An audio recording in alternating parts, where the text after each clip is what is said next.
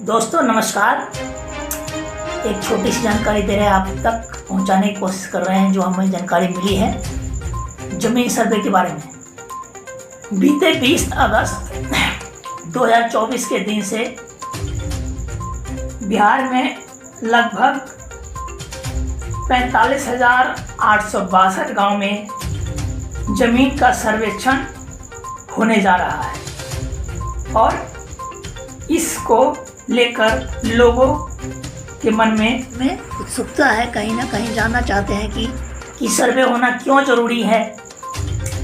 विशेष जानकारी के लिए हमारे साथ जुड़े हुए हैं सुप्रीम कोर्ट के महानायक। लोगों के मन में सवाल आ रहा है कि आखिर जमीन का सर्वे होना क्यों जरूरी है। ठीक है, तो इस पे जवाब दिया है जज साहब ने, जो मैं आपको बता रहा हूँ। उन्होंने कहा कि जमीन का सर्वे बहुत पहले हुआ था, 1898, जो अंग्रेजों के ज़माने में था।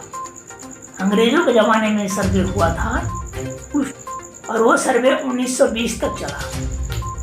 तो 1920 के टाइम में भी अंग्रेजों का ही राज था। उस टाइम भी अपने पास कोई कारगर सबूत नहीं था।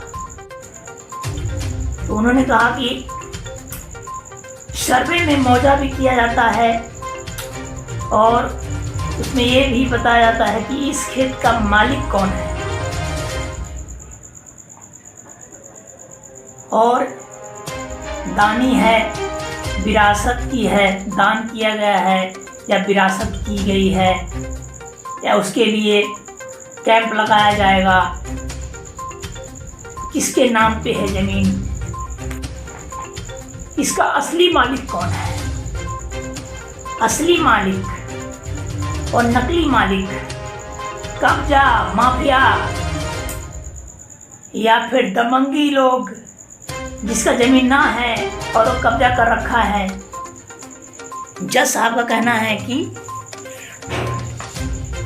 जो पहला बार सर्वे हुआ था, वो सर्वे 1898 में हुआ था, यानी कि अंग्रेजों के समय में हुआ था।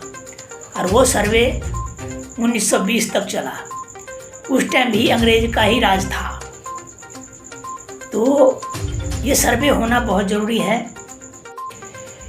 सर्वे में मुआवजा भी किया जाता है और इसमें वो दिखाया जाएगा कि इस खेती का मालिक कौन है, असली मालिक और नकली मालिक।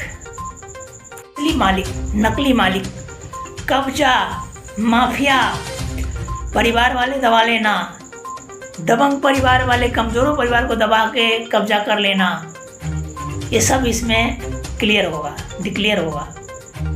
कम ताकत वाले को दबा लेना, कम परिवार वाले को दबा लेना, कम ताकत वाले का ज़मीन कब्जा कर लेना, ये सब जज साहब कहना है कि ये मर्डर का कारण बनता था, झगड़ा का कारण बनता था। मैं इस वजह से सर्वे होना बहुत ज़रूरी है। फिर जज साहब ने कहा, और इसमें डर किसका है? बेनामी संपत्ति। डर किसको है? बेनामी संपत्ति।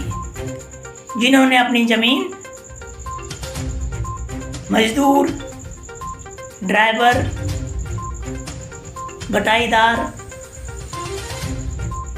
और चौकीदार, रखवाल जिनको दे रखा है, जिसको दान कर दिया है। फिर उन्होंने कहा कि जो भी ज़मीन जिसके नाम पे नहीं है वो ओपन होगा और जो भी काम होगा अब डिजिटल होगा। और उनको अगर मालिक ने ज़मीन दे रखा है तो उसको प्रूफ दिखाना पड़ेगा और अपने प्रूफ पे उसको अपडेट कराना पड़ेगा। फिर उन्होंने कहा कि ज़मीन किसके नाम पे है उसका प्रूफ देना पड़ेगा। प्रूफ में क्या? जो दादा परदादा के नाम से ज़मीन है, चाहे वो किसी का रैयत बसाया हो या किसी का दान में मिला हो, गिफ्ट में मिला हो, जैसे भी हो, अगर दादा परदादा के नाम से है तो उस दादा परदादा का डेथ सर्टिफिकेट लगेगा, मृत्यु प्रमाण पत्र लगेगा। और साथ में जो वारिस है, मतलब उसका जो औलाद है, उसका बेटा है, पोता है, तो उसका मतलब आधार कार्ड और वोटर पहचान पत्र कार्ड लगेगा। और ज़मीन का खतियान का नकल लगेगा। और रसीद जो कटाते हैं उसका फ़ोटोकॉपी लगेगा। ठीक है, ये सारे दस्तावेज लगेंगे और 2 फॉर्म भरा जाएगा, फॉर्म 2 और फॉर्म 3। ऐसा बोला कि 2 फॉर्म भरे जाएंगे उसमें, और उसका वो रजिस्ट्री मतलब सर्वे होगा। ठीक है, उसके बाद और बोला जिसके पास कागज़ नहीं है और ज़मीन है, कोई भी कागज़ नहीं है, सरकारी कागज़ भी नहीं है, दाखिल खारिज भी नहीं कराया है और उसका रसीद भी नहीं कटाया है, तो उसका क्या होगा। तो उसके लिए बोला उन्होंने कि उसके लिए फॉर्म 3 भरा जाएगा, तीसरा फॉर्म भरा जाएगा।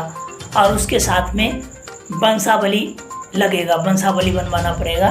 वंशावली में बोला कि वंशावली बनवाने टाइम में वो तो जानते हैं कि अपना दादा परदादा और बेटा, हमारा दादा कौन है, हमारा बाप कौन है, हम किसके बेटे हैं, वो सब उसमें मतलब वंशावली में लिखवाना पड़ेगा। और किस्तनामा दे, किस्तनामा बोले तो जो किस्ती लगती है, जो किस्त वो कटाते रसीद, वो दे साथ में। और दादा परदादा का घोषणा पत्र मतलब बनवाए, जो वंशावली में घोषणा पत्र होता है ना, वो मतलब लगवाए, घोषणा पत्र उसमें लगाना पड़ेगा, ऐसा बोला। देखिए जज साहब ने पूरी डिटेल से उन्होंने बताया है कि ज़मीन सर्वे होगा तो कैसे होगा। जिसके पास ज़मीन कागज़ नहीं है, कोई भी कागज़ नहीं है, तो उसको क्या देना पड़ेगा, वंशावली बनाना पड़ेगा, घोषणा देना पड़ेगा कि ये मेरे दादा थे, परदादा थे, ये मेरे पिता है, ये मैं हूँ, और इस सारे का प्रूफ देना पड़ेगा, वो कोर्ट से बनाना पड़ेगा। और ये डिजिटल हुआ, पहले तो ऐसे मतलब हो रहा है, कच्चा हो रहा है, बाद में डिजिटल होगा पक्का। और ये डिजिटल होने से पहले सारा काम कर लेना है। ठीक है, और जिसका ज़मीन है वो चाहे बाहर हो, प्रदेश हो, वो घर पे पहुँचे, इस काम में चूके ना, कभी भी इस काम में चूके ना। एक बार चूक गए तो फिर आप ज़िंदगी भर पछताएंगे और आपके हाथ से ज़मीन चली जाएगी, फिर कभी वापस नहीं मिलेगी। तो फिलहाल जितना जानकारी था मैंने आपको बताया। जज साहब ने जो कुछ बताया वही मैं भी बता रहा हूँ। धन्यवाद। बाकी विशेष जानकारी जो मिलेगी हम आप तक ज़रूर पहुँचाएँ।